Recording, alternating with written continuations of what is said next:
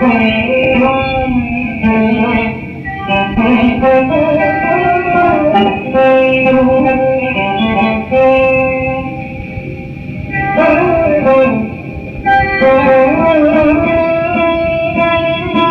చెప్పికొనుచు గుంపులు గుంపులై మునికులజులు ఆండ్రు బిడ్డలతో గౌతమాశ్రమంబు వెదుకుకొనుచు వచ్చిరంతయు విందుమీర.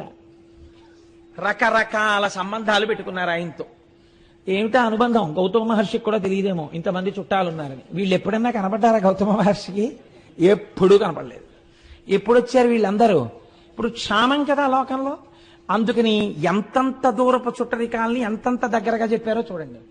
చెప్పి వీళ్ళందరూ దగ్గర చేరారు. వయసి గతే కక్కామ వికార శుష్కే నీరే కక్కాసార క్షీణే విత్తే కప్పరివారో జ్ఞాతే తత్వే కస్సంసార అంటారు శంకరాచార్యుల వారు. ఇప్పుడు వీళ్ళందరూ చేస్తున్నదేమి? నా భాషలో చెప్పాలంటే పడి తింటున్నారు కదండి. మనకు మాట ఉంది శాస్త్రంలో, అలా పడి తింటున్నారు ఏమిటండి అంటారు. తగినంత ప్రయోజనము లేకుండా పెడుతున్నారు కదా అని తినేసేటటువంటి వాళ్ళు ఉన్న కొంప వృద్ధిలోకి రాదు కదండి. అంటే పడి తింటున్నారు. పూర్వం అలా తినేవారు కాదు, ప్రయోజనము కొరకు తినేవారు. కాబట్టి అలా అనవసరంగా గుక్కెడు నీళ్లు వేరొక ఇంట తాగేవారు కాదు. ఆ ఇల్లు వృద్ధిలోకి రాదు. దొంగలు వచ్చిన ఇల్లు ఎలా పాడవుతుందో అర్థం లేకుండా చుట్టాల దాడి జరిగిన ఇల్లు కూడా అలాగే పాడవుతుంది. అందుకని అన్ని వేళలా అందరినీ అలా కూర్చోబెట్టుకోవడం కూడా దోషమే నన్ను అడిగితే. కాబట్టి ఏమైంది? ఇంతమంది వచ్చి చేరారు గౌతముడి దగ్గరికి. వచ్చి చేరి చక్కగా తింటున్నారు. హాయిగా ఏముందండి, చక్క పువ్వులన్నీ తీసుకొచ్చి ఇస్తున్నారు ప్రతి ఇంటికి. చక్క పూలతో పూజ చేశారో ఏడ్చారో భగవంతుడికి తెలియాలి. పూజ చేస్తే అటువంటి దుర్మార్గపు ఆలోచనలు ఎందుకు వస్తాయి వాళ్ళకి? కాబట్టి హాయిగా వేళ పట్టును తింటున్నారు, పడుకుంటున్నారు. అబ్బే మనవాడే అంటున్నాడు, ఎవరికి వాడేను. సుఖంగా గడిచిపోతున్నాయి రోజులు. ఇక్కడ ఒక మాట అన్నారు, ఎంత గొప్ప మాటో చూడండి. సింగంబు గుహకు చనినే ఇంగును ముత్యముల రాసి జంబుక భూమింకడు వేడుకమై డాయంగా బునుకలను బొక్కలు అలవడు పెక్కులు. మీరు సింహం ఉండేటటువంటి గుహలోకి వెళ్ళారనుకోండి, ముత్యాలు దొరుకుతాయి. ఎందుకంటే అది ఏనుగుని ఈడ్చుకొచ్చి కుంభస్థలాన్ని బదలగొట్టి తింటుంది కాబట్టి. ముత్యములు దొరికేటటువంటి వాటిల్లో ఏనుగు కుంభస్థలం ఒకటి కాబట్టి ముత్యాలు దొరుకుతాయి. నక్క ఉన్న గుహలోకి వెళ్ళారనుకోండి, అక్కడికి వెళ్ళినప్పుడు దొరికేవి ఎముకలు బొక్కలు, అంటే ఎముకలు బొమికలు దొరుకుతాయి అక్కడ. అదేం తింటుంది? ఏదైనా క్రూరమైన జంతువు వేటాడి వదిలేసిన శేషాన్ని ఈడ్చుకొచ్చి తింటుంది. ఎక్కడికి వెళితే ఏం దొరుకుతాయో అక్కడికి వెళ్ళినప్పుడు అవి దొరకడం ఆ యొక్క ప్రాంత లక్షణం. గౌతముడి దగ్గరికి వెళ్ళినటువంటి వాడికి అటువంటివే దొరికాయి. అయితే మీరు ఒక్కటి ఆలోచించండి. ఇప్పుడు గౌతముడి దగ్గర చేరిన వాళ్ళల్లో రెండు వర్గాలు ఉన్నాయి. ఒకళ్ళు ఈ బంధుత్వం కలుపుకొని వచ్చిన వాళ్ళందరూ అన్నం కోసం వచ్చారు. వాళ్ళకి గౌతముడి తపస్సు కానీ, గౌతముడి మీద భక్తి కానీ, గౌతముడి దగ్గర ఏదో తెలుసుకోవాలన్న కుతూహలం కానీ లేవు. శిష్యులున్నారు కొంతమంది మొట్టమొదటి నుంచి. వాళ్ళు దేనికున్నారు? వాళ్ళు గౌతముడి దగ్గర శాస్త్రం నేర్చుకోవడానికి, భగవంతుడి గురించి తెలుసుకోవడానికి ఉన్నారు. ఇప్పుడు పొడమి విజితేంద్రియుడు, దయాళుడును, మదములేనివాడు, ఉపకారి, ఈ నలుగురు స్తంభముల ఎట్ల దాల్తురు సతత మోపి ఈ జగంబు సంధియమింతలేదు అన్నారు. ఈ జగత్తనబడేటటువంటి భవనము 4 స్తంభాల మీద నిలబడి ఉంది. ఈ నలుగురు ఎవరో తెలుసా? పుడమి విజితేంద్రియుండు. ఇంద్రియములను గెలిచినటువంటి మహాపురుషుడు ఎక్కడో ఒక్కడుంటాడు, ఒక చంద్రశేఖర పరమాచార్య స్వామి వంటి వారు. అటువంటి మహాపురుషుడి యొక్క పేరు స్మరింపబడినంత కాలం కూడా స్తంభంగా ఈ భూమిని కాపాడుతుంది. 2, దయాళుడును, అపారమైనటువంటి భూతదయ కలిగినటువంటి వాడు, అన్ని ప్రాణుల యందు ఈశ్వరుణ్ణి చూడగలిగినటువంటి వాడు. ఆయన ఒక స్తంభం ఈ భూమిని నిలబెట్టడానికి. మదము లేనివాడు, అహంకారం లేనివాడు, ఉపకారి, వేరొకటికి ఉపకారం చేసేవాడు. ఈ నలుగురే ఈ భూమండలాన్ని నిలబెడుతున్న స్తంభములు. మిగిలిన వాళ్ళు దీనిలోకి వచ్చిపోతున్న వాళ్ళు. కాబట్టి ఇలా జరుగుతుండగా కొంతకాలానికి ఒక విచిత్రం జరిగింది గౌతమాశ్రమంలో.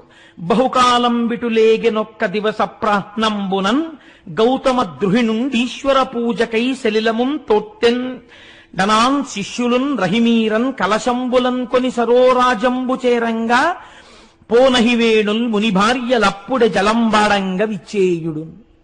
ఒకరోజు తెల్లవారుజామున గౌతమ మహర్షి శివలింగానికి అభిషేకం చెయ్యాలి, సంధ్యావందనం చేసుకోవాలి. ఒక పాత్ర ఒకదాన్ని శిష్యులకిచ్చి, ఒరేయ్ నాన్న వరుణగుండంలోకి వెళ్ళి నీళ్లు పట్టరండ్రా, నేను సంధ్యావందనం చేసుకుని శివలింగానికి అభిషేకం చేసుకుంటాను అన్నాడు. వాళ్ళు ఆ కుండ పట్టుకుని నీళ్లు తేవడానికి వెళ్ళారు. అదే సమయానికి మిగిలినటువంటి మునుల యొక్క భార్యలు అక్కడికి స్నానం చేయడానికి వచ్చారు.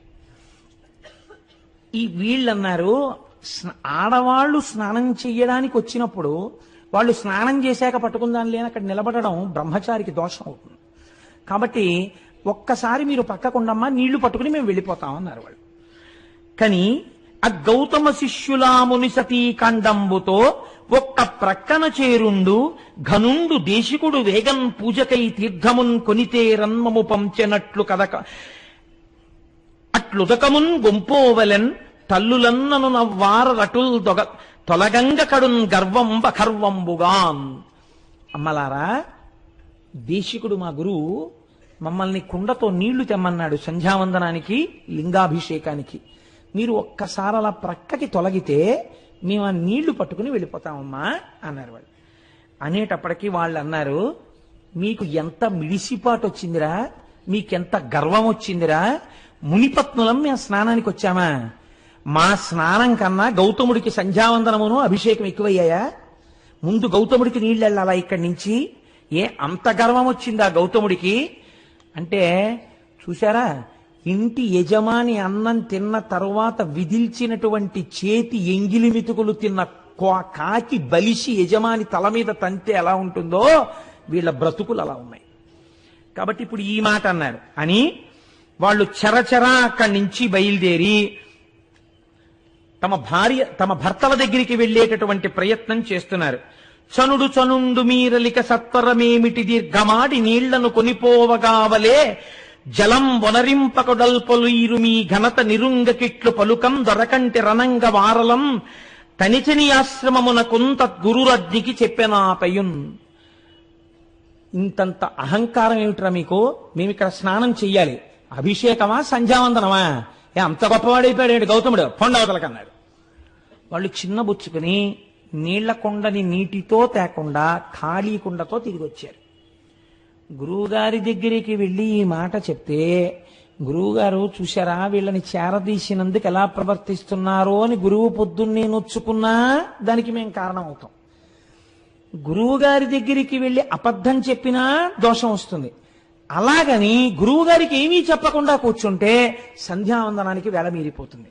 కాబట్టి ఇప్పుడు ఎలా మనం ధర్మ సంకటంలో పడ్డామనుకున్నారా బ్రహ్మచారులు అని వాళ్ళు ఏం చెయ్యాలో అర్థం కాక, బిడ్డడు నాన్నగారి దగ్గర ఏదైనా చెప్పడానికి ఇబ్బంది పడినప్పుడు అమ్మ దగ్గరికి స్వతంత్రంగా వెళ్ళినట్టు గురుపత్ని అయిన అహల్య దగ్గరికి వెళ్ళారు.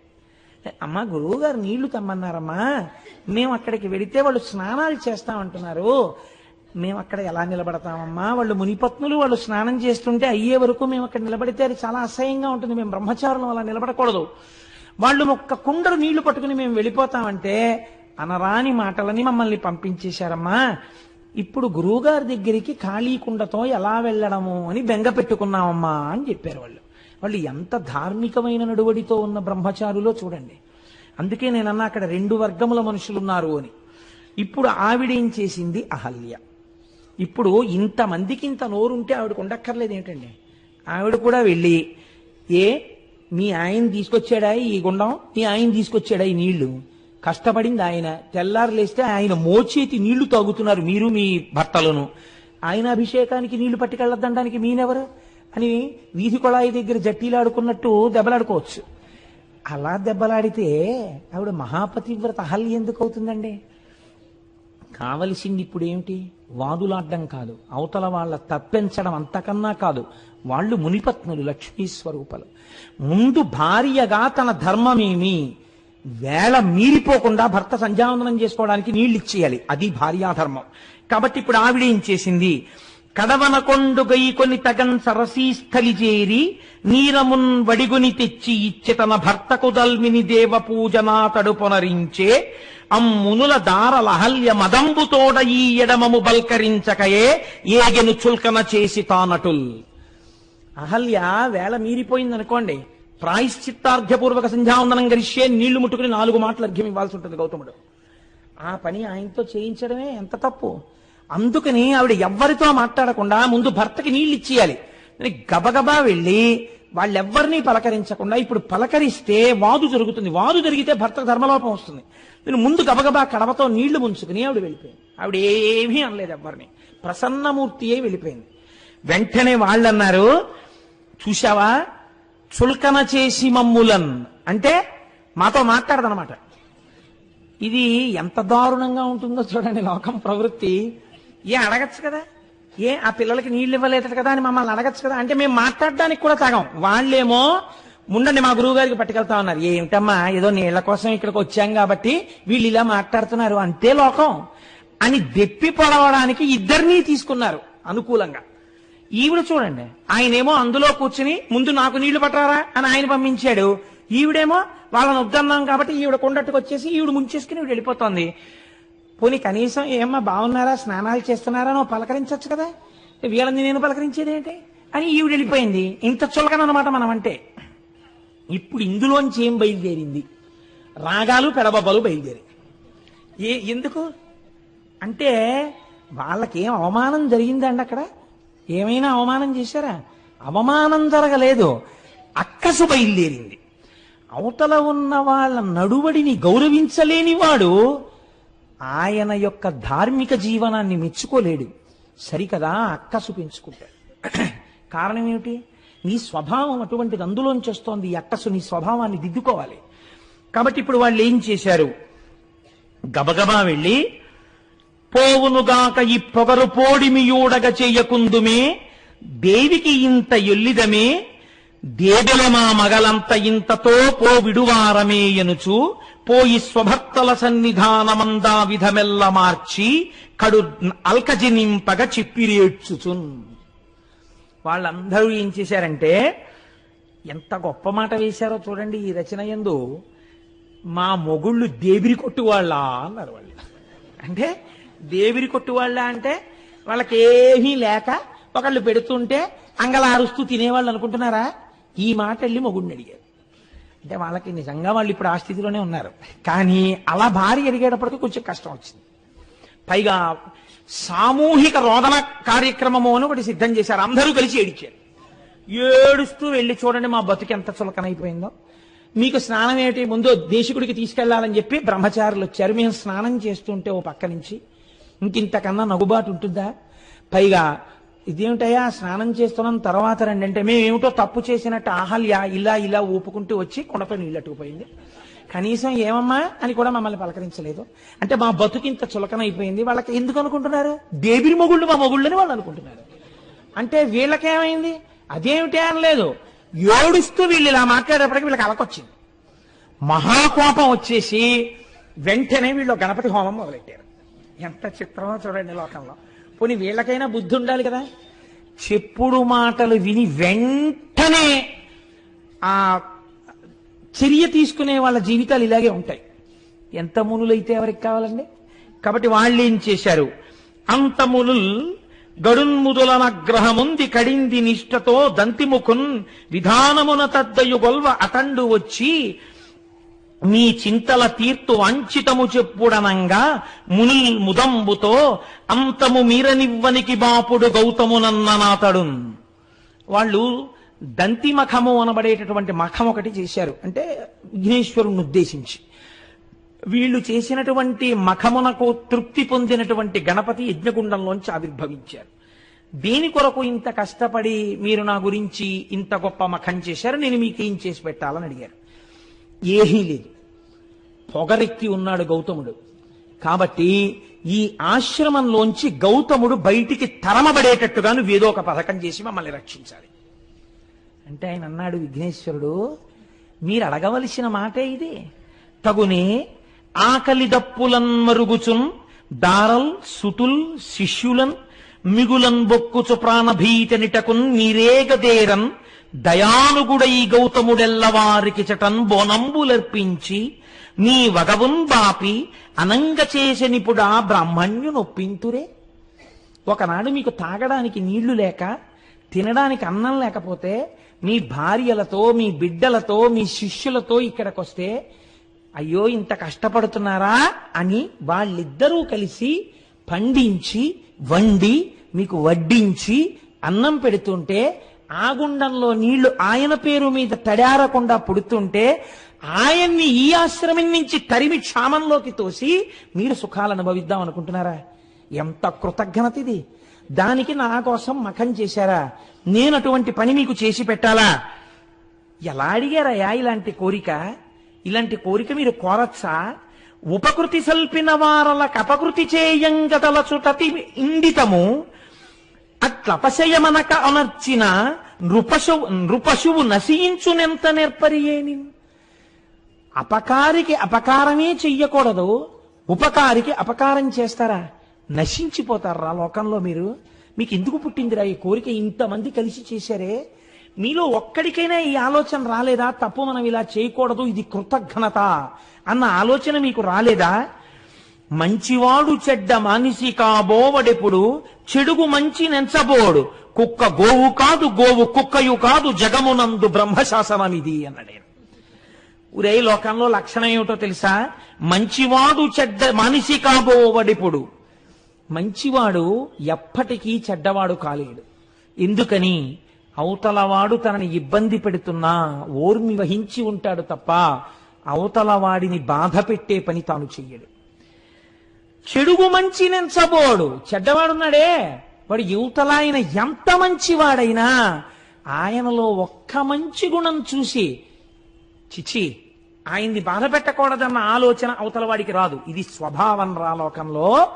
చెడువాడి లక్షణం ఇది. అవతలవాడిలో ఎంత మంచి ఉన్నా చూడలేడు. మంచివాడు అవతలవాడు ఎంత చెడ్డవాడైనా వాడు పాడవ్వాలని కోరలేడు. కుక్క గోవు కాదు గోవు కుక్క కాదు, కుక్క ఆవవలేదు ఆవు కుక్కవలేదు. ఇంతే లోకంలో బ్రహ్మశాసనం రా ఇది. అంటే ఇంకో మాటలో ఏమన్నాడు? మీరు కుక్కలు, ఆయన గోవు. మీరేం చేయగలరా ఆయన్ని? మీరు ఏం చేసినా ఆయన అభ్యున్నతికే పనికొస్తుంది. సనాతన ధర్మపు నిష్టని ఎలా తీసుకొస్తున్నారో చూడండి. భగవంతుణ్ణి నమ్మినవాడు ఓర్మితో ప్రవర్తించిన వాడు చెడిపోడు. మీకు ఇటువంటి కథలు ధైర్యాన్ని నేర్పుతాయి. ఎవడో ఏదో మీకు ఒక చిన్న అపకారం చేశాడని మీరు అస్తమానం అదే చూసి బెంగ పెట్టుకునేటటువంటి అవసరం ఉండదు. పెద్దలు పెద్దలలాగే మాట్లాడతారండి. నేను ఎప్పుడైనా పురాణం చెప్పేటప్పుడు నా మనస్సుని పాడు చేసే సంఘటన ఏదైనా ఒకటి జరిగిందనుకోండి, నేను వెంటనే మా దొరగారి దగ్గరికి వెళ్ళి చెప్తుంటాను, దొరగారు నా మనస్సుని కొంచెం పాడు చేసిందండి, ఇటువంటి సంఘటన ఒకటి జరిగింది అంటే మా దొరగారు అంటారు, కోటేశ్వరరావు గారు మీ మనస్సు ఇటువంటి సంఘటనలకు ఆశ్రయం ఇచ్చి పరమ పవిత్రమైన శివమహాపురాణం చెప్పుకోవడాన్ని పాడు చేసుకుని ఇది పట్టుకుంటుందా? అలా పట్టుకుంటే మీరు పాడైపోరా? మీరు ఏది పట్టుకున్నారో దాని యందు మనసు పెట్టండి, దీని యందు మనసు విడిచిపెట్టండి, అది మీరు చేయవలసింది అంటుంటారు. ఆనాడు మహానుభావుడు విఘ్నేశ్వరుడు చెప్పిన మాటలు మా దొరగారు చెప్తుంటారు ఒక్కొక్కసారి తెలియకుండానే. చూసారా? పెద్దలు పెద్దలే లోకంలో. కనుక చూడండి, ఈ మాట చెప్పి కుక్క గోవు కాదు గోవు కుక్కయు కాదు జగమునందు బ్రహ్మశాసనం ఇది. ఇది బ్రహ్మశాసనం రా. కుక్క ఆవదు ఆవు కుక్కవదు అంటారు. అంటే వాళ్ళన్నారు, నీ దగ్గర నీతులు వినడానికి మేము ఈ మఖం చేయలేదు, నువ్వు మాకు ఏదైనా ప్రవచనం చేస్తావని మేము నిన్ను తెచ్చుకోలేదు. మాకు ఉన్న ఒకే ఒక కోరిక, గౌతముడు ఈ ఆశ్రమము నుంచి తరమబడాలి.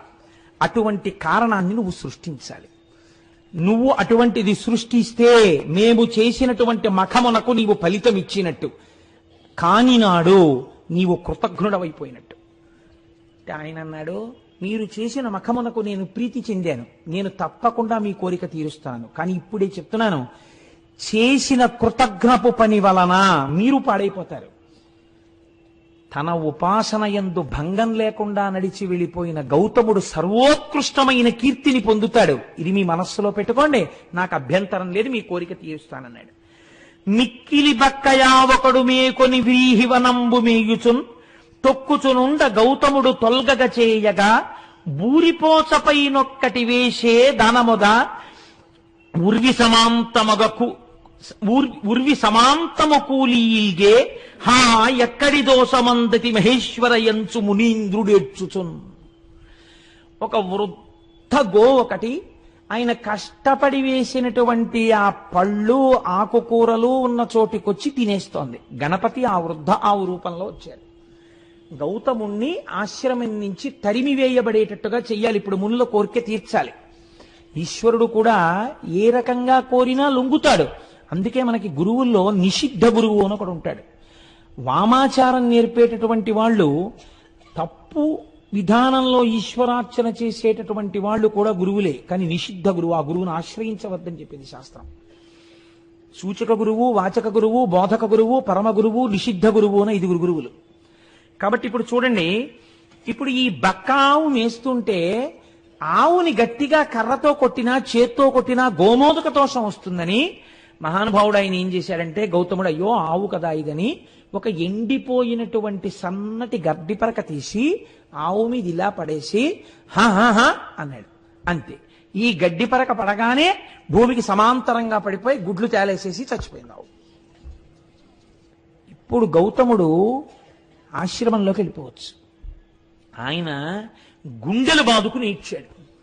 నేనే విసిరాను గడ్డిపోచ, నేను విసిరిన గడ్డిపోచకే చచ్చిపోయింది ఆవు, నాకు గోహత్యా దోషం వచ్చింది అని ఏడుస్తున్నాడు ఆయన.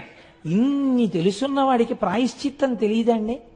ఆయన ప్రాయశ్చిత్తం కోసం వెంపర్లాడట్లా, ఒక ఆవును చంపేశాను రా చూస్తూ అని ఏడ్చాడు. ఆవుల్నే పట్టుకెళ్లి వజ్రశాలలో తెగతారుస్తున్నా చూస్తూ దేశం ఊరుకుంటే వానలు పడమంటే ఎక్కడ పడతాయండి? ఎక్కడో కొంతమంది మహానుభావులు కలిసి జంతు హింసా నివారణ సంఘం అని పెట్టి కత్తి వేటుకి నరకబడుతున్న ఆవుల్ని తెచ్చి గడ్డి వేసి రక్షిస్తున్నారు అక్కడ. కనుక చూడండి, ఇప్పుడు ఆ ఆవు చచ్చిపోతే ఈయన ఏడుస్తుంటే కనిమునులు తదంగనలు గౌతము చేరి విధం బెరింగి గోఘ్న నిబిడె పాపి ఎంతటి అకార్యమునర్చితి ఓరి నీ మొగంబునగన దోషము ముప్పుతిల బొమ్మటకేని వనంబు బాసి నీ అనుచర పుత్ర మిత్రదగి తాదుల తోడ్కుని వేగదబులన్ అన్నారు. ఆయన భార్య వచ్చి ఏడుస్తోంది అహల్య, శిష్యులు వచ్చి ఏడుస్తున్నారు. వెంటనే ఈ మునులు విన్నారు, మునిపత్నులు విన్నారు. ఒరే మన కార్యం సిద్ధించిందిరా అనుకున్నారు. సంతోషంగా అందరూ వచ్చారు. ఏమైంది అని అడిగారు. నేను గడ్డిపరక విషయానమ్మా, ఆవు చచ్చిపోయింది అన్నాడు ఆయన. ఛీ దుర్మార్గుడా, ఆవును చంపిన నీ మొహం చూస్తే మహాపాతకాలు వస్తాయిరా. నీ మొహం చూడకూడదు మేము ఇప్పుడు, నువ్వు ఇక్కడే కూర్చుంటామే, ఇంకా నీ మొహం మాకు చూపిస్తావునా? లే పో, నువ్వు నీ భార్యని నీ బిడ్డల్ని నీ శిష్యుల్ని తీసుకుని ఈ ఆశ్రమం వదిలి దూరంగా ఎక్కడికన్నా పో. ఆయన పెట్టిన కూడు తిని బలిసి ఎంతటి మాటలు అన్నారో చూడండి. అక్కడతో ఊరుకున్నారు అనుకుంటున్నారా? నీవిచట నుండమేమిందు నిలువరాదు, నువ్వుంటే లేవా అయితే మేము వెళ్ళిపోతాం, నువ్వుంటే మేము ఉండకూడదు, నువ్వు గోహత్య చేసిన వాడివి, దేవ ఋషి పితృ కార్యములు తీర్పరాదు. నీలాంటి గోహత్య చేసిన వాడు ఉన్న చోట దేవతలు ఆహారం తీసుకోరు, హవిస్సులు. పితృదేవతలు పుచ్చుకోరు, అగ్ని కార్యం పనికిరాదు, మాకు పాపం వస్తుంది. కాబట్టి హవ్య కవ్యంబులను గొనరగ్నిపితలు, హవ్య కవ్యములను పుచ్చుకోరు అగ్ని పితృదేవతలను. కాబట్టి సాగు సకుటుంబమెటకేని చక్కనిప్పుడు, వెంటనే నీ కుటుంబాన్ని తీసుకుని ఇక్కడి నుంచి పో ఎక్కడికైనా అన్నారు. అనేటప్పటికీ పాపం ఆయన చూసి దైవ పితృ మఖముల ఏవే విధమున సల్ప కూడా తెరుగుమిది మొదల్ నీ వనరించిన దురితం వే వడవున సడబడద ఎక్కుడు భరమవు. ఓ గౌతమ, వెళ్ళిపోదాం అనుకుంటున్నావేమో, వెళ్ళిపోవడం కాదు, ఇవాళ నుంచి నువ్వు అగ్నికార్యం చేయకూడదు, నువ్వు దేవతలను ఆరాధించకూడదు, నువ్వు పితృదేవతలకు ఏ విధమైనటువంటి పూజలు చెయ్యకూడదు. ఎందుకో తెలుసా? గోహత్య చేసిన నీలాంటి దుర్మార్గుడు పూజ చేస్తే భగవంతుడు నొచ్చుకుంటాడు రా. భగవంతుడు నొచ్చుకుంటే భూమికి భారం ఎక్కువైపోతుంది నువ్వు చేసే పాపపు పనుల వల్ల. ఒక పాపం మీద ఇంకో పాపం చేద్దాం అనుకుంటున్నావేమో, వెళ్ళి మళ్ళీ అగ్నికార్యాలు చేద్దాం పూజలు చేద్దాం అనుకుంటున్నావేమో, అదేం కుదరదు, నువ్వు దూరంగా ఎక్కడికైనా పో అంతే.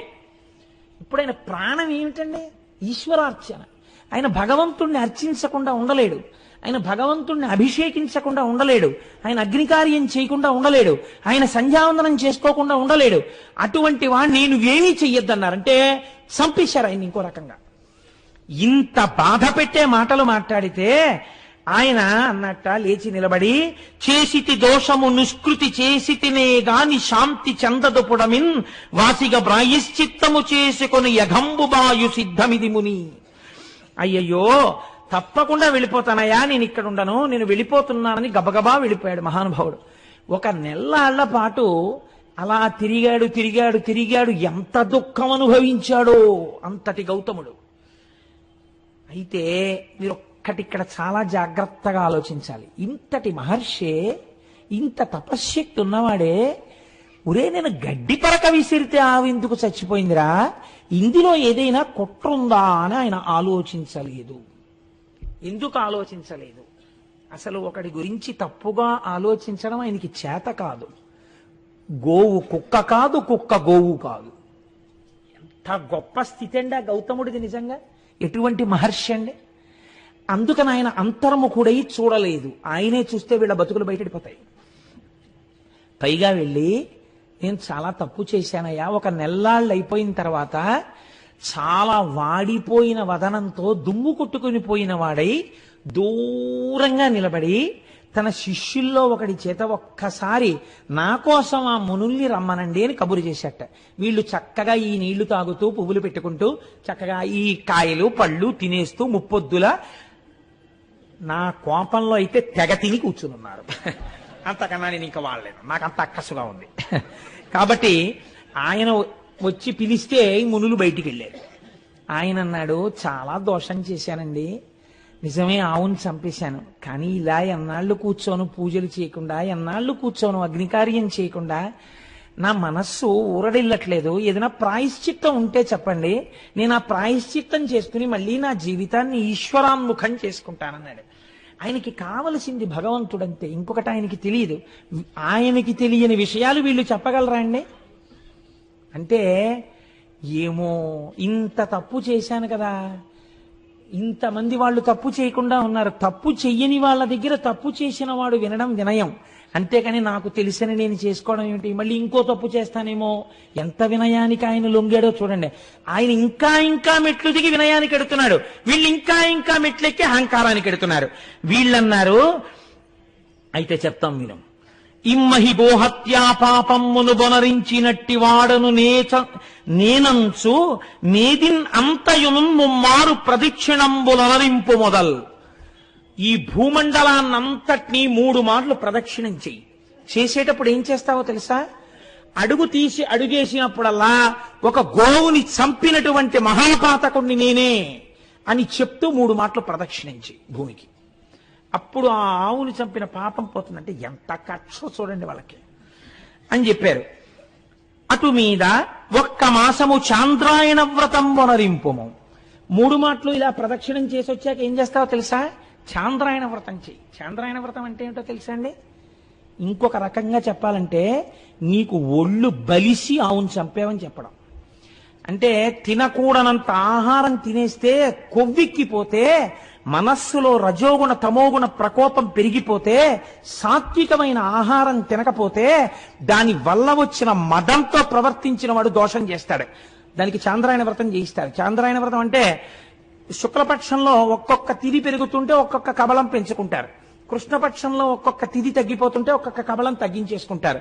అమావాస్య నాడు అసలు అన్నం తినరు. అలా అన్నాన్ని పెంచుకుంటూ తగ్గించుకుంటూ చేసుకోవడం వల్ల ఒంటికి పట్టిన కొవ్వు తగ్గిపోతుంది. అంటే వేరొక మాటలో చెప్పాలంటే నీ ఒళ్ళు కొవ్వెక్కి చంపావురా, బాగా తిని ఆయన పెట్టినవాడు తిన్నవాడు కాడు. ఎంత లేసి మాటలు అన్నారో చూడండి ఆయన్ని నిజంగా. కాబట్టి నువ్వు ఇది చెయ్యి. అటు మీద ఒక్క మాసంబు చాంద్రాయణ వ్రతం వనరింపుము తదనంతరంబున. పోను అక్కడతో అయిపోయిందా? అప్పుడు ఏం చేస్తావో తెలుసా? 101 మారు పాటిక బ్రహ్మగిరికి ప్రదక్షిణంబు వనరింపుము. 101 మార్లు ఈ బ్రహ్మగిరి చుట్టూ ప్రదక్షిణం చేయి. ప్రదక్షిణం చేసిన తర్వాత అంత మీద మృన్మయములైన లింగంబు లబ్ధిగూర్చి చేయు అర్చనంబు. 1,000,000 మృన్మయ లింగాలు తెచ్చి పెట్టు. నువ్వే చేసుకో ఆ లింగాలన్నీ. చేసుకుని 1,000,000 లింగాలు పెట్టి ఈ 1,000,000 లింగాలకి అర్చన చెయ్యి. చూడ్డానికి వస్తారు, ఏమిటి మహానుభావ ఈ క్రతువు అంటారు. మహానుభావుణ్ణి కాదు, ఆవును చంపానని చెప్తుండు, చెప్పి చెయ్యి అన్నారు. ఆయన తెల్లబోయాడు విని. ఇంత దారుణమైన శిక్ష, అయ్య బాబోయ్ అంటే అయితే అది కూడా చేయమన్నమాట. అని ఇంకోటి ఏమంటారో అడిగినందుకు చూడండి ఎంత స్థితికి వెళ్ళారో వాళ్ళు. మొగుణ్ణి కొట్టి మొగసాలకు వెళ్ళడం అంటే ఇలాగే ఉంటుంది. కాబట్టి ఇట్లు చేసినచో అఘంబువాయు. ఇక మరి ఒక పద్ధతి వినుము. ఒకవేళ చేయలేవా మొహం అలా పెట్టమే, ఇంకో పద్ధతి చెప్తాం మీరు పునజ్జెయ్యి అంటే అంతటి మహర్షిని పట్టుకుని ఇవాళ వాళ్ళు ప్రబోధం చేసేస్తున్నారు. ఎంత గొప్పగా మాట్లాడుతున్నారో చూడండి. దినదినమీశ్వరున్ కొలిచి దివ్య తపం వనరించి దేవ గంగను ఇట తెచ్చి తద్విమల కాండమునం అఘమర్షణావగాహనమును ఒనర్చినన్ దురితమంతయు డుల్లు శుభాప్తి కోరి ఇంకను శివలింగ కోటులను కల్పన చేసి భజింపు మాపయ్యన్. ఏం చేస్తావు తెలుసా? అలా చేయలేకపోతే వెళ్ళి కూర్చుని శంకరుడి గురించి తపస్సు చెయ్యి. శంకరుడు ప్రత్యక్షమైన తర్వాత గంగ నిమ్మనడుగు. ఇత పూర్వం వారణాసి దగ్గర ప్రవహిస్తోంది ఒక గంగ, ఇంకొక గంగని ఇటు తీసుకురా. భగీరథ ప్రయత్నం అంటారు. భగీరథుడు ఎంత కష్టపడవలసి వచ్చిందండి. ఈయన కర్మ ఈయనకి. వెళ్ళి ఆ గంగనిటి తీసుకురా, ఎక్కడా ఉన్ చంపావో అటువైపు నుంచి ప్రవహింపచేయి. చేసిన తర్వాత ఒక వ్రతం చేయి, అఘమర్షణ వ్రతం అనేటటువంటి వ్రతం. మళ్లీ 1,00,00,000 లింగాలు పెట్టు, వాటికి అర్చన చేయి. ఇవన్నీ చేస్తే నీ పాపం పోతుంది అనుకుంటున్నాం, అలా చేయి, మొదలు పెట్టాను. అంటే ఇక పోయేది మొదలెట్టాడంటే ఇంకా భగీరథుడిలా ఇక మళ్ళీ వస్తాడా? ఈ ఆశ్రమం మంది, ఈ పళ్ళు మనవి, ఈ కాయలు మనవి, ఈ కూరలు మనవి. ఇంకా మళ్ళీ భగీరథుడు తిరిగి రాకుండా ఉపదేశం చేశారు. ఆ పిచ్చి ఆయన, ఇదేమిట్రా, నేను చదువుకున్నాను కదా, ఇవన్నీ ఎందులో ఉన్నాయిరా, ఏ పురాణంలో ఉన్నాయి, ఏ ఆ ధర్మసింధువులో ఉన్నాయి, ఓసారి ఆ పేజీ నెంబర్లు చెప్పండి అని అడగచ్చు కదా. నా బుద్ధి ఇలా వర్తించేగా అవును చంపాను, పెద్దలు చెప్పిన మాట విందాం అనుకున్నాడు ఆయన.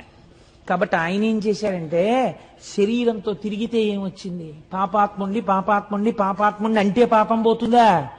ఈశ్వరుడు యొక్క అనుగ్రహంతో పాపం పోవాలి. అందుకని ఈశ్వరానుగ్రహానికి నోచుకుంటానన్నాడు అని ఆయన వెళ్ళి అద్భుతమైనటువంటి తపస్సు ప్రారంభం చేశాడు. ఒక పార్థివలింగాన్ని ఒక దాన్ని చేసుకుని ఆ లింగం దగ్గర కూర్చుని పంచాక్షరి మహామంత్రంతో తదేక నిష్ఠతో శివుణ్ణి ఆరాధన చేశాడు. అలా తపస్సు చెయ్యగా చెయ్యగా శంకరుడు ప్రత్యక్షమయ్యాడు. ప్రత్యక్షమై, నాయన ఎందుకురా ఇంత తపస్సు చేశావన్నాడు. అనగానే కన్నుల నీరు కారుస్తూ గౌతముడు అన్నాడు, ఈశ్వరా మీకు తెలియందేముంటుంది, నేను ఎంత పాపం చేశానండి. ఒక ఆవుని చంపేశాను. నేను చేసిన గోహత్యా పాపాన్ని నా నుంచి తీసి నేను పాపాత్ముడను కానన్న స్థితిని నాకు కల్పించండి అన్నాడు. శంకరుడు అన్నాడు ఒక్క నవ్వు నవ్వి, ధన్యుడా, నీవు మౌనికుల తల్లజ పుణ్యుడవీవు పాప్నులవు నన్యులు నిన్ వెలార్చిరిటులక్కట అక్కసుతో అనన్య సామాన్య తదీయ దర్శన సమాగత పుణ్యగతిన్ పవిత్రమై మాన్యతత చెందుని జగము మద్వచనం వెంత నమునిమ్మిమై. అయ్యయ్యో పిచ్చాడా, ఇంత తపస్సు చేసి నా పాపం తీయమని అడుగుతున్నావా? నీకు పాపం ఉందనుకుంటున్నావా? అసలు నీకు పాపం లేదురా. నీకు పాపం ఉంది, నువ్వు గోహత్య చేశావని ఎవడు చెప్పాడు?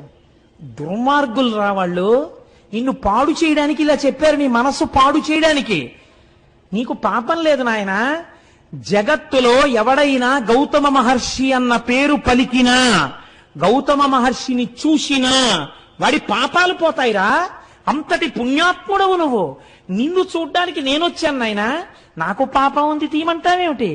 వారలే గోఘ్నపాతకులు, వారే కృతఘ్నులు, గురుఘ్నపాంసనులు, వారలే ధర్మబాహిరులు, వారలే కుచ్చిత గర్హ్య కర్మఠులు, వారలే ఘాతకగ్రణులు, వారలే నృశంసులు, వారే జాల్ములెవ్వారులు నిన్ను పుణ్యునిటు వంచన చేసి కలంచిరోమది. బహుశః నాకు తెలిసి పరమశివుడు ఇన్ని తిట్లు తిట్టడం నేను ఎక్కడ వినలేదు. ఎక్కడ ఏ పురాణంలో ఏ సందర్భంలో తిట్టరా. శివుడికి ఇంత ఆక్రోశం వచ్చి తిట్టాడంటే వాళ్ళు ఎంత పాపపు పని చేశారో మీరు ఆలోచించండి. నిన్ను ఇలా కష్టపెట్టి నువ్వు పాపాత్ముడివి, గోహత్య చేశావని నిన్ను బాధలు పెట్టిన వారు ఎటువంటి వారో తెలుసా? వారెల గోఘ్నపాతకులు, ఆవుని చంపిన వాళ్ళు విఘ్నేశ్వరుణ్ణి అడిగిన వాళ్ళు. అలాంటి పని చేయమని వారే కృతజ్ఞ గురుఘ్న పాంసనులు, వాళ్ళు కృతజ్ఞులు, చేసిన ఉపకారం మర్చిపోయారు. వాళ్ళు గురుద్రోహులు, నువ్వు గురువువి, నీకు ద్రోహం చేశారు వాళ్ళు. వారలే ధర్మబాహిరులు, ధర్మం విడిచిపెట్టిన వాళ్ళు. వారలే కుచ్చిత గర్హ్య కర్మఠులు, కుచ్చిత బుద్ధులున్న వాళ్ళు. వారలే ఘాతకాగ్రణులు, మహాఘాతకం చేసేటటువంటి వాళ్ళు. వారి నృశంసులు, అసలు తలుచుకోకూడనటువంటి వాళ్ళు, మనసులో స్థానమీయకూడని వాళ్ళు. వారెజల్ములెవ్వారులు నిన్ను పుణ్యనిట వంచిన చేసి కలంచిరోమదిన్. ఈశ్వరుడింత కోపం పెంచుకోవడానికి కారణం ఏమిటో తెలుసా అండి? ఇంత భక్తుడవైన నీ మనస్సు ఎందుకు పాడి చేశారా వాళ్ళు? దీనికి నాకింత కోపం వచ్చింది. భక్తుడైన వాడి మనస్సు పాడి చేస్తే వచ్చేటటువంటి శిక్ష అది. కాబట్టి ఇప్పుడు ఏమైంది అంటే ఆయన అన్నాడు, నీ దివ్య దృష్టిని చూడివని పరమేశ్వరుడు అవలోకింపచేసిన మునీశ్వరుడు అవలోకించి విస్మితుండై పరమేశ్వరుని చూసి, ఏమిటయ్యా గౌతమా, నీ చెప్పాలా ఎవరు చేశారో ఈ ద్రోహం? నువ్వు ఇంత తపోశక్తి దురంధరుడవే, నడిచి వెడుతున్న అగ్నిహోత్రానివే, నువ్వు ఒక్కసారి అంతర్ముఖుడవైతే సమస్తం తెలుస్తుందే, ఇంత పిచ్చివాడివి ఏమిట్రా నాయనా? కనీసం అనుమాన పడలేదేమిరా? ఒక్కసారి అంతర్ముఖుడవు. నేను చెప్తున్నాను, మీరు చరిత్రలో ఎక్కడైనా వరమివ్వడం చూశారు కానీ ఇంత బెంగ పెట్టుకుపోయి, ఇంత బాధపడిపోయి, ఇంత పిచ్చాడివేంట్రా నాన్న, నా మాట నమ్మరా, ఒకసారి అంతర్ముఖుడవై చూడు అని శంకరుడు నచ్చ చెప్పి చూడమన్న సందర్భం ఒక్కటి నాకు చూపించండి సమస్త వాంగ్మయంలో. లేదు, అది గౌతముడికే చెల్లింది. ఎంతటి ఉదయుడో మహానుభావుడు, ఎంతటి మహానుభావుడో! ఆయన తెచ్చిన గంగ చేత పోషింపబడిన శరీరాలు ఈ శరీరాలు. ఆయన గురించి చెప్పుకుని విని ధన్యులం కాకపోతే మనం కృతజ్ఞులం అవుతాం. ఈశ్వరుడు ఇన్నాళ్ళకి మనకు అవకాశం ఇచ్చి త్రయంబకేశ్వర లింగం గురించి చెప్పుకునే అదృష్టాన్ని మనకిచ్చాడు. కాబట్టి ఒక్కసారి అంతర్ముఖుడై చూశాట గౌతముడు.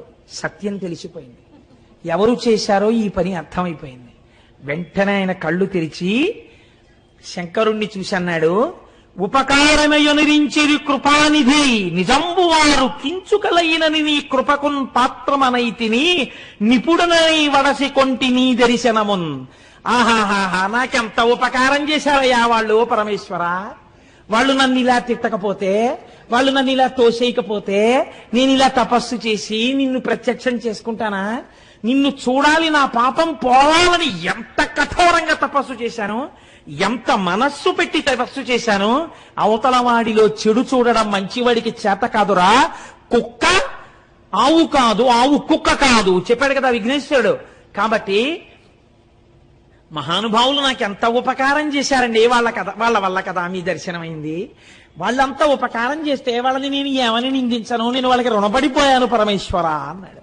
లోకమునందు లోకేశ్వరుణ్ణి చూడడం తప్ప అవతల వాడిని తప్పు పట్టడం చేత కాని గౌతముడు తెచ్చిన గంగ తాగి బతికిన జీవితాలు బురద జల్లుకునే స్థాయిలో తెల్లవారులేస్తే పేపర్ల నిండావే. ఎంత కృతజ్ఞపు కుచ్చిత కుళ్ళు బతుకులై కూర్చున్నాయండి మనవి. ఎంత సిగ్గుపడాలి నిజంగా మనం. గౌతముడు ఎంత పరివేదన చెందుతాడు. ఒక్క చోట గౌతమ మునికి విగ్రహం లేదా? ఒక్క చోట గౌతముడి గురించి చెప్పేవాడు లేడా? ఒక్క చోట గౌతముడికి ఆరాధన లేదా? ఇంతటి మహానుభావుడని చెప్పి ఆయన పేరు మీద ఉత్సవం లేదా? పనికి మాలిన వాళ్ళందరికీ ఉత్సవాలా? ఎంత కృతజ్ఞతతో ఉంది లోకం ఇవ్వాల. ఆయన ఇచ్చిన నీళ్లు తాగా మునుల్నెందుకు అనాలి? మనము వాళ్ళు ఒకటి కాదా? కాబట్టి ఇప్పుడు ఈ మాట చెప్పి ఆయన అన్నాడు, అయినా కూడా అని ఆనందించి చొక్కియున్నంత వరంబిచ్చదా కోరుకొనమనుడు. ఏమిటో నీ ఇంత మంచితనం ఏమిటో. సరే అయిందేదో అయిపోయింది, పాపం తీసేయి అన్నావు, తీయడానికి నీకు పాపం లేదు. వచ్చిన వాడిని ఉట్టినే వెళ్ళిపోతానా? ఏదైనా వరం కోరుకో, వరం ఇస్తానన్నాడు. చిత్రం ఏమిటో తెలుసా అండి? ఆయనకి ఏది గుర్తొచ్చిందో తెలుసా? వరుణుడు జలం ఇవ్వనన్నాడు, మునులు నువ్వు గంగని తీసుకురా అన్నారు. పోనిలే, వాళ్ళు చెప్పిన మాట ఇంకా వింటున్నాడు. ఎంత పెద్దరికం ఇచ్చాడో చూడండి. ఇప్పుడు వాళ్ళు చెప్పిన మాట మనం అడిగితే శివుడు కోపడతాడేమో, ఇంకా నీకేం బుర్రలేదా, వాళ్ళు చెప్పిన మాటలే అడుగుతున్నావు, సర్వజ్ఞుడు కదా అని అనుకోలేదు. మహానుభావం. నిజమైన కృతజ్ఞత అంటే ఇది. నన్ను వాళ్ళు పంపించబట్టి మీ దర్శనమైందండి లొల్లి మాట్లాడటం లేదు. నిజంగా వాళ్ళు ఎంత పుణ్యాత్ములో, ఎంత ఉపకారం చేశారో నేను వాళ్ళ చెప్పిన మాటలే గట్టిగా పట్టుకోవాలనుకుంటున్నాడు. అంటే పైకి ఒక మాట, లోపల ఒక భావన కాదు. నిజంగా లోకంలో అవతల వాడి యందు దుష్టత్వం చూడడం చేత కానివాడు. కాబట్టి ఇప్పుడు ఆయన ఏమడిగాడో తెలుసా అండి ఆయన్ని? అయ్యా, మీరు నిజంగా నన్ను కానీ అనుగ్రహించాలనుకుంటే ఒక్కసారి మీ జటాజూటంలో ఉన్న గంగని విడిచిపెట్టండి, నేను ఆంధ్రదేశానికి తీసుకెడతానన్నాడు. అనగానేట గభాలన గంగ పైనుంచి కిందకి దూకిందిట స్త్రీ రూపంలో. తల్లి తెల్లటి వస్త్రాలతో నిలబడేటప్పటికీ ఇవన్నీ గౌతముడు కోరుకున్నవి కావు. గంగా దర్శనం అయింది ఆయనకి. వెంటనే రెండు చేతులు ముకిలించన్నట్ట, తల్లిరో ధన్యపు పుణ్యపు ముల్లోకములకు శుద్ధి ఒనరించదవు ఉత్పుల్లాబ్జలోచన, నన్ను చల్లగా నిర్మలుని చేయు శంకరురాణి, ఓ శంకరుడి రాణి. అమ్మా పుల్లాబ్జలోచన, తామరపూల వంటి కనులున్నదానా, తల్లి లోకాలన్నింటినీ రక్షించేదానా, పాపాలు కడిగేదానా, నన్ను నిర్మలుణ్ణి చెయ్యమ్మా అన్నాడు ఆయన. ఇంకా గంగలో స్నానం చేసి తను నిర్మలత్వం పొందాలని అంటే ఆ తల్లి అంది, తప్పకుండానయ్యా, నీకు అభిషేకము గూరిచి వీక చనెద శివుని తలకు వేగ ననగబల్ వ్యాకులితుడంగగు మునినవలోకించి శివుండనియే నిలువుమని గంగన్.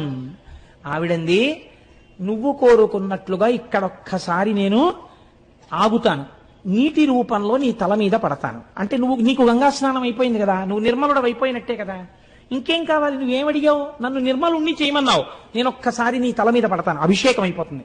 కాబట్టి గంగా స్నానం అయిపోయింది. నీకు స్నానం అవుతుందని లేదా ఆవిడ, నీకు అభిషేకం అవుతుందని అయిపోతుంది.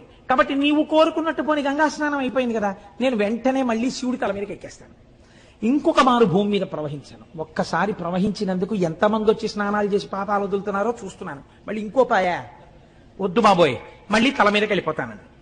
అంటే ఆయన అన్నాడు, అమ్మా నేను అది కాదు కదమ్మా అడిగింది, లోకానికి అంతటికీ సుభిక్షం కావాలమ్మా, నువ్వు ప్రవహించాలని కదా తల్లి నేను కోరింది అన్నాడు. అంటే ఆవిడంది అటు ఇటు చూసి, ఈ మాట వినేటట్టు లేడు, ఈయనకి వరం ఇచ్చినవాడు మా శంకరుడేమో భోళాశంకరుడు, ఈయనేమో కుదరదంటాడు ఎలాగోనని, ఈయన కుదరదు గంగా నువ్వు ప్రవహించనే లోపల మనమేమో నియమం పెట్టేస్తే గొడవ వదిలిపోతుందని శంకరుడి వంక చూసింది. ఏమండి ఆయన తప్పకుండా ప్రవహించమంటున్నాడు, నేను ప్రవహిస్తాను, మీరు లింగ రూపంలో ఇక్కడ వెలియండి,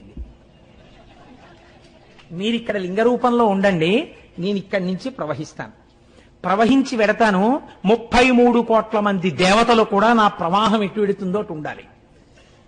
అంటే ఆయన అన్నాడు, తప్పకుండా అలాగే ఉంటాను గంగా అన్నాడు. ఆయన ఎంత భక్తవ శంకరుడో ఆయన చూడండి, తప్పకుండా ఉంటాను లింగ రూపంలో ఉన్నాడు. దేవతలందరూ పరుగు పరుగునొచ్చి మన్ని కూడా ఉండమంటాడో ఏమిటో, భీమహ నిన్ననే కదా విన్నాం, ఆయన శాసనం కాదనకూడదు. వాళ్ళు వచ్చి అన్నారు, అమ్మా అమ్మ అమ్మ అమ్మ మాకు మాత్రం ఒక ఎగ్జంప్షన్ ఇయ్యమ్మా, ఏడాదికి ఓ రోజు వచ్చి ఇక్కడ కూర్చుంటాం, 2 పుష్కరాలు వచ్చినప్పుడు ఏడాది అంతా ఉంటాం, 365 రోజులు ఇక్కడే కూర్చుని ఉండమని మాత్రం నియమం పెట్టకమ్మా, మమ్మల్ని వదిలే, అందరి బదులు మహానుభావుడు పరబ్రహ్మం పరమశివుడు ఉంటున్నాడు కదా తల్లి లింగ రూపంలో, మమ్మల్ని వదిలేయమ్మా అన్నారు. సరే పుష్కరాల్లో వచ్చి ఏడాది ఉండండి, సంవత్సరానికి ఓ రోజు వచ్చి ఈ తటంలో కూర్చోండి, అలాగే కూర్చుంటా ఉన్నారు. అన్న తర్వాత ఇప్పుడు ఆ గౌతముని పేరు మీద వెడుతున్నటువంటి గంగ పాయ కనుక దీనిని గౌతమి అని పిలుస్తారయ్యా, ఇదిగో ఈ గౌతమి ప్రవహిస్తుంది అన్నారు. ఇప్పుడు స్వామి త్రయంబకుడన్న పేరుతో అక్కడ వెలిశాడు. మిగిలినటువంటి లింగాలకు ఒక్కొక్క దానికి ఒక్కొక్క పేరుంది, ఇక్కడ వెలిసినటువంటి శివలింగానికి త్రయంబక లింగము అని పేరు. అలా ఎందుకంటారో తెలుసా అండి, ఇది పరమశివుని యొక్క అపారమైన కారుణ్యాన్ని, ఆయన సౌలభ్యాన్ని తెలియచేస్తుంది. అప్పై దీక్షితులు వారని మనకి ఒక మహాపండితుడు ఒక ఆయన ఉన్నారు, వారు ఎంతగా శివోపాసన చేశారో అటువంటి వారికి ఒకానొకప్పుడు ఒక ఆలోచన వచ్చింది, అసలు నిజంగా నా మనస్సు శివుణ్ణి పట్టుకున్నది నిజమైతే ఎలా తెలియాలి? నిద్రపోతున్నప్పుడు కూడా శివుణ్ణే తలుచుకుంటూ ఉండాలి, కానీ నిద్రపోతున్నప్పుడు నేను అలా తలుచుకున్నానో లేదో నాకు తెలియదే. రెండోది ఏమిటి, నాకు పిచ్చెక్కితే నేను శివుడి గురించే మాట్లాడుతూ ఉండాలి పిచ్చిలో, అప్పుడు మిగిలిన వాళ్ళు వింటారు. నాకు పిచ్చెక్కిన విని నేను పిచ్చెక్కినప్పుడు ఏం మాట్లాడుతున్నానో వాళ్ళు చెప్తే నేను శివుడి గురించే మాట్లాడితే నేను శివభక్తుడిని అయినట్టు అని శిష్యుల్ని పిలిచి అన్నారు, ఒరే ఆ గూట్లో పిచ్చెక్కే మందుంది, అది పట్టుకురండి, నేను తాగేస్తాను. నాకు ఒక 2 గంటల పాటు ఆ పిచ్చిలో నన్ను ఉండనివ్వండి, నేను ఈ పిచ్చిలో ఉన్నప్పుడు ఏం మాట్లాడుతుంటానో మీరు రాయండి జాగ్రత్తగా కిటికీ దగ్గర కూర్చుని. ఓ 2 గంటలు అయిపోయిన తర్వాత లోపలికి రండి, ఇదిగో అటువైపు కిటికీలో ఇంకో మందు ఉంది, అది పోసేయండి నా నోట్లో, నా పిచ్చి తగ్గిపోతుంది. తగ్గిపోయిన తర్వాత నేను పిచ్చిలో ఏం మాట్లాడానో నాకు చూపించండి రా అన్నారు. దీన్నే పిచ్చెక్కినప్పుడు అప్పై దీక్షితుల వారు చేసినటువంటి స్తోత్రాల్ని ఉన్మత్త పంచశతి అని పిలుస్తారు. ఆయన పిచ్చిలో మాట్లాడారు. ఆయన పిచ్చిలో పరమశివుడి గురించి ఏమని మాట్లాడారో తెలుసా అండి? ఒక శ్లోకం ఉన్మత్త పంచశతిలో, అర్కద్రోణ ప్రభృతి కుసుమైరర్చనం తే విధేయం ప్రాప్యంతే నస్మరహర ఫలం మోక్ష సామ్రాజ్యలక్ష్మీ ఏతజ్జానన్నపి శివ శివ వ్యర్థయన్ కాలమాత్మన్ ఆత్మద్రోహీకరణ వివశో భూయ సాధపతాని. ఆ ఉన్మత్త పంచశతిలోంచి ఒక శ్లోకం ఇది. ఆయన అన్నారు, ఈశ్వర, ప్రపంచంలో ఎవడైనా చాలా గొప్ప కోరిక తీర్చాలి అని అనుకుంటే దానికి తగిన పూజ అడుగుతాడు. నువ్వేమడిగావు? జిల్లేడు పువ్వులతో పూజ అడిగావు. ఎవరైనా జిల్లేడు పూలు కోసుకుంటుంటే మీరు ఎందుకండి జిల్లేడు పూలు కోసేస్తున్నారని ఎవరు అడగరు. ఆ పనికి మాలిన అన్ని ప్రదేశాల్లోనూ జిల్లేడు ఉంటుంది. కాబట్టి లోకమంతా విడిచిపెట్టేసినటువంటి చెట్టు యొక్క పూలు నీకు కావాలి. రెండోది ద్రోణి, అర్క, ద్రోణ. ద్రోణ పుష్పం అంటే తుమ్మి పువ్వు. రెండోది నీకు తుమ్మి పువ్వు కావాలి. ఈ రెండు ఎవ్వరూ అడగరు, ఎవ్వరూ కొయ్యరు, ఎవరూ దండలు కట్టరు, ఎవరూ సిగలో పెట్టుకోరు. అది ఇంతంత బంతుల్లో ఉంటుంది. ఆ బంతుల్లోంచి ఇంతంత పువ్వు బయటికి వస్తుంది, ఇంతే ఉంటుంది. శ్రీకాళహస్తిలో బయట అమ్ముతుంటారు ఈ తుమ్మి పూలు. కాబట్టి నీకు ఈ తుమ్మి పూలు వేస్తే చాలు, ఈ జిల్లేడు పూలు వేస్తే చాలు. ప్రపంచంలో ఎవ్వరూ కోరుకోనివి, ఒకవేళ ఎవరైనా వచ్చి కోసుకుంటున్నా అదేంటబ్బాయి అలా కోసేస్తున్నావు అని అననివి, ఇంత చౌకుబారుగా దొరికేవి ఈ రెండింటినీ నువ్వు పుచ్చుకుని ప్రాప్యంతే నస్మరహర ఫలం మోక్ష సామ్రాజ్యలక్ష్మీ. ఏమిస్తావు? ఓ రూపాయో పావలో ఇవ్వడం కాదు. ఒక్క తుమ్మి పువ్వు వేస్తే, ఒక్క జిల్లేడు పువ్వు వేస్తే మోక్షం ఇచ్చేస్తావు. మోక్ష సామ్రాజ్యలక్ష్మీ ఏతజ్జానన్నపి శివ శివ వ్యర్థయన్ కాలమాత్మన్. ఇంత అనుగ్రహ ప్రదాతవై నువ్వుంటే ఒక్క జిల్లేడు పువ్వు, ఒక్క తుమ్మి పువ్వు తెచ్చి నీ పాదాల మీదేసి శివా శివా అని నేను అనను. నేనేం చేస్తుంటాను? మిగిలిన పనికిమాలిన పనులన్నీ చేస్తుంటాను. ఈ రెండు పనులు చేసినట్టుగా నాకు కనపడదు. శివ శివ అనను, ఈ రెండు పువ్వులతో నీకు పూజ చెయ్యను. ఆత్మద్రోహీకరణ వివశో భూయసాధపతాని. నా అంత ఆత్మద్రోహి ఇంకెక్కడుంటాడు? ఇంత సులభుడు నువ్వు, ఆ పని కూడా చెయ్యలేని ఆత్మద్రోహిని నేను, నాకు నేను ద్రోహం చేసుకుంటున్నాను పూజ చెయ్యకుండా అని మహానుభావుడు అప్పయ్య దీక్షితుల వారు ఉన్మత్త పంచశతిలో మాట్లాడతారు. పిచ్చి తగ్గిపోయిన తర్వాత శిష్యుల శ్లోకాలు చదివితే పర్వాలేదైతే నా మనస్సు శివుణ్ణి పట్టుకుందన్నారు ఆయన. అలా ఎంతటి సులభుడో చూడండి. త్రయంబకేశ్వరుడిగా వెలిశాడు. త్రయంబకుడు వెలిసిన తర్వాత గౌతమి అన్న పేరుతో గౌతమ మహర్షి పేరు మీద గంగ వెళ్ళిపోతోంది. వెళ్ళిపోతుంటే అక్కడ ఉన్నటువంటి మునులు ఇప్పటి వరకు ఏ మునులైతే గౌతమ మహర్షిని పో అని తరిమేశారో వీళ్ళందరూ ఒరే శివుడి జటాజూటంలోంచి గంగ కింద పడిందిట మళ్ళీని, కాబట్టి గబగబా వెళ్ళి మనందరం స్నానం చేద్దాం రండని మళ్ళీ గబగబా వచ్చేసారు. ఉత్తరీయాలు కట్టేసుకున్నారు, మళ్ళీ గబగబా మంత్రాలు చెప్పేసుకుంటున్నారు, స్నాన మంత్రాలు. అందులో మునిగేద్దామని భార్యలతోటి శిష్యులతోటి దిగుతున్నారు. చూసిందిట గంగానది. ఆయన పేరు మీద పుట్టితే మళ్ళీ ఇందులో కూడా స్నానం చేసి పాపాలు పోగొట్టేసుకుందాం అనుకుంటున్నారా? ధూర్తులారా అని కని ధుని ఘోరపాతకులు కష్మలెందు కృతఘ్నమూర్తులీమునుల అపఘ్నమేవమిక ముట్టగ వచ్చిరి వీరు తాకునోర్వను కనరాకపోదునని వైళమళంగి అదృశ్యమయ్యే అంతనెకని గౌతముండకట తల్లిరో పోయిత పాసి నీసుతున్. ఆవిడ వెంటనే మునులు స్నానానికి దిగుతుంటే అంతర్ధానం అయిపోయింది. అక్కడ ఉన్న నదీ ప్రవాహం హఠాత్తుగా మాయమైపోయింది, అంతే మట్టి అయిపోయింది. తడి కూడా లేదు, అది విచిత్రం. మళ్ళీ ఎండిపోయిన భూమి అయిపోయింది. ఎందుకని? ఈ గౌతముణ్ణి ఇంత ఏడిపించిన దుర్మార్గులు మీరు స్నానం చేయడానికి నా నీళ్లు కావాల్సి వచ్చాయా? మళ్ళీ మీ పాపాలు వదిలేద్దాం అనుకుంటున్నారా? మీకు దక్కనివ్వను రా అని వెళ్ళిపోయింది. ఇంకింతకన్నా అవమానం ఏముంటుందండి ప్రపంచంలో? అసలు పేపర్లలో ఫోటోలు వేసేసి టీవీల్లో ఎప్పుడు చూపిస్తారో, ఎవడో గంగా స్నానానికి వెళ్ళగానే గంగా దృశ్యం అయిపోయింది అనుకోండి, వాడి గురించి ఎంత ప్రచారం అయిపోతుంది లోకంలో. అయ్యి బాబోయ్ ఇంతటి పాపాత్ముడు ఎక్కడా ఉండనమాట అని. అలా ఈ మునుల్ని చూసి గంగ అంతర్ధానం అయిపోయింది. అక్కడ ఇంకా జహ్నువు తాగాడు. ఇక్కడ జహ్నువు తాగడం కాదు, గంగావతరణంలో అయితే జహ్నువు తాగారు. ఇక్కడ అది కాదు, వెళ్ళిపోయిందంటే మళ్ళీ ఆకాశంలోకి. ఇంత శివశాసనం ఉంది, పక్కన త్రయంబకలింగం ఉంది, ఆవిడ అయినా లెక్క పెట్టడానికి వెళ్ళిపోయింది. అంటే ఎంత బాధ వచ్చిందో ఆవిడికి నిజంగా. ఇప్పుడు వాళ్ళు ఏడవలేదు, అయ్యో అమ్మా ఎంత తప్పు చేశామో నిజంగా తల్లి, నువ్వే మాకు స్నానం చెయ్యనన్నావు. లోకంలో ఒక సామెత ఉంది, రక్షిస్తే తల్లి రక్షించాలి లేకపోతే గంగ రక్షించాలంటారు. సీతమ్మ తల్లి అంటుంది ఉత్తరాఖండలో, కానీ భరిస్తే తల్లి భరించాలి, లేకపోతే గంగ భరించాలంటారు. ఎంత తప్పు చేసిన కూతురునైనా తల్లి కాపాడుకుంటుంది, లేకపోతే ఇంకా గంగ కాపాడుకోవాలి. కాబట్టి అటువంటి గంగ మమ్మల్ని కాపాడలేదని వీళ్ళు ఏడవలేదు, వీళ్ళు ఇంకా అలా బిర్రబిగిసి నించున్నారు. ఏడిచిన వాడు ఎవరో తెలుసా అండి? గౌతముడు ఏడ్చాడు. తల్లిరో వెళ్ళిపోయావా అమ్మా, వీళ్ళందరూ స్నానం చేద్దాం అనుకుంటున్నారమ్మా, ఎంత చిన్నబుచ్చుకున్నారో చూడమ్మా, అమ్మా రామ్మా అని ఏడ్చాడు. ఈయన ఏడుపు చూడలేక మళ్ళీ వచ్చింది ఆవిడ. అప్పుడు వీళ్ళు చక్కగా లోపల దిగి స్నానాలు చేశారు. చేస్తే ఇంతవరకు చూశారట. కొన్ని చోట్ల గౌతముడు శపించాడని ఉంటుంది.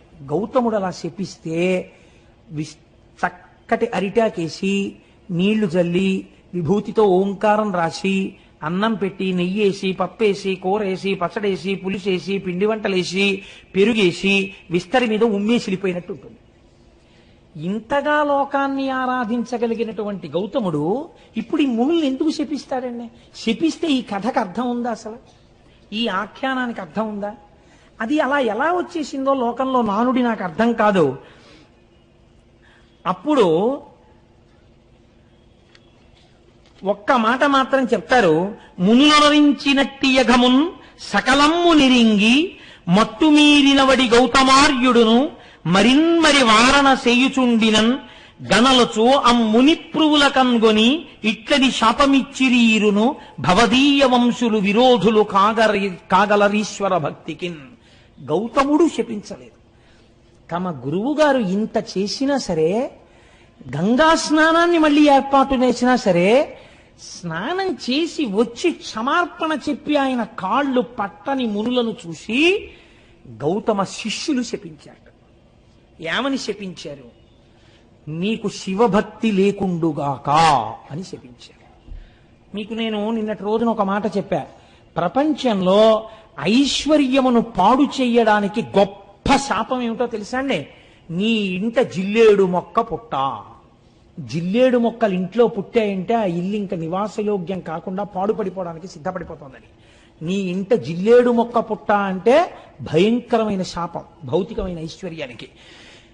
నీకు శివభక్తి లేకుండుగాక అంటే అంతటి దయాళువైనటువంటి శివుడి మీద భక్తి లేనటువంటి స్థితి ఏర్పడడం అంటే ఇంకా అది మనుష్య జన్మ ఎత్తి కూడా ఉద్ధరణ వేపికి అడుగులు వేయలేనటువంటి వైక్లభ్యానికి గురైపోవడం. కాబట్టి ఆత్మోన్నతిని పాడు చెయ్యాలంటే నీకు శివభక్తి కలగకుండుగాక అని శపిస్తారు. భౌతికమైన ఐశ్వర్యాన్ని పాడు చేయాలనుకుంటే నీ ఇంట జిల్లేడు మొక్క పుట్ట అని శపిస్తారు. కాబట్టి ఇప్పుడు గౌతమ శిష్యులు ఏమని శపించారంటే నీకు శివభక్తి కలగకుండుగాక అని శపించారు. వాళ్ళ నాటి నుంచి జడులై తమ జీవితాల్ని పాడు చేసుకుని తిరిగారు. ఆనాడు వెలిసినటువంటి త్రయంబకలింగమే మనం ఈనాడు వెడితే మహారాష్ట్రలో త్రయంబకేశ్వరుడు అని త్రయంబకం గౌతమీ తటే అని ఆ గౌతమీ తటి ఒడ్డునే మనం చూస్తున్నాం. కానీ మీరు ఒక్కటి ఆలోచించండి. నేను మిమ్మల్ని ఒక యథార్థమైన ప్రశ్న వేస్తాను. నిజంగా మనం త్రయంబకేశ్వరుడి గుడిలోకి వెళ్ళినా, గోదావరి ఒడ్డున నించున్నా, ఇంత కష్టపడి ప్రయాణం చేసి కాటేసి తీసుకుని స్నానం చేసి గుళ్ళోకి వెళ్ళి పెద్ద క్యూలో నించుని తీరా అక్కడికి వెళ్ళేటప్పటికి జరుగని ఏదో దర్శనం చేసుకుని సంతోషంతో బయటికి వచ్చి గోదావరి ఒడ్డున నించున్నా